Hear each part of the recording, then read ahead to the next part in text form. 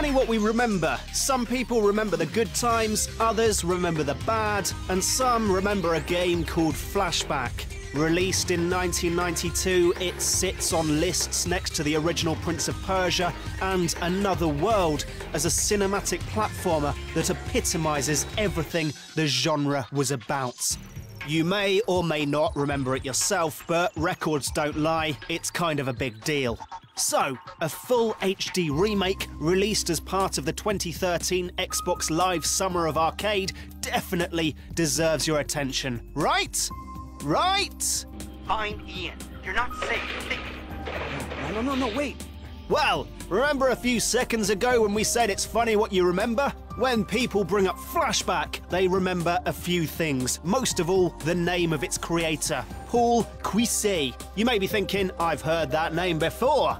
And you might be right. You might be right. Let's have a quick skim over his resume. He followed up Flashback in 1994 with Shaq Fu, okay. Then, after a string of forgettable, unremarkable games, he made Amy? Amy? Oh, hang on a minute, not the possibly worst game of 2012, Amy. That's Amy. Really? Unfortunately, yes. You gotta be kidding me. By now, you should be forewarned that Flashback HD, the Flashback of 2013, Flashback 2, Flashbackada, is not a very good game. It's glitchy, clunky, frustrating, boring, and even obnoxious in its worst moments. As in the original, you play as Conrad B. Hart, a charming young man who, gosh darn it, has lost his memory. Waking up alone in an alien jungle, he's directed by a hologram of himself to seek out a friend who can help him retrieve his identity and later save the world. This time, however, Conrad's not silent. He has a voice, and the mysterious narrative has more cutscenes and exposition than you'll care to sit through. None of this would be so bad if it weren't, you know, so bad. Flashback features some of the year's worst dialogue, which always seems to pipe in at just the right moment to break any suspense or tension you may be currently feeling. Ah, damn. Okay, that hurts. Thankfully, where the story of the game has been made worse, the gameplay has, we'd argue, been greatly improved. Obscure and tricky interactions were a large part of what made Flashback good in the first place, but going back to it now is not an experience you'd define as fun. Switching this all out for more fluid, analog aiming, forgiving jumps and clear interaction prompts and waypoints, how you feel about it will be closely tied, I imagine, to your feelings and experience with other similar titles, old and new.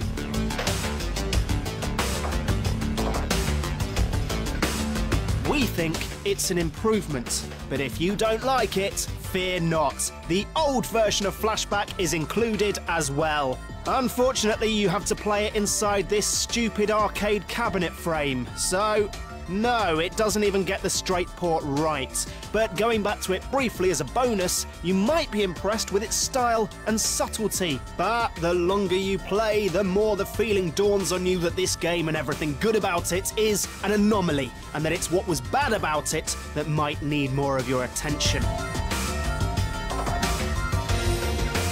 The 2013 edition of Flashback isn't just not worth your time in itself, it will lead you to question just how good the original game was in the first place. By that standard, it has to be one of the worst remakes ever, which is funny really, because for fleeting moments, it's not actually that bad. It does improve on its predecessor in some important ways. It does have some nice, if generic, style here and there, and we'll be quoting it for months to come. Awesome sauce. But on the whole, we have to say, Flashback, forget it.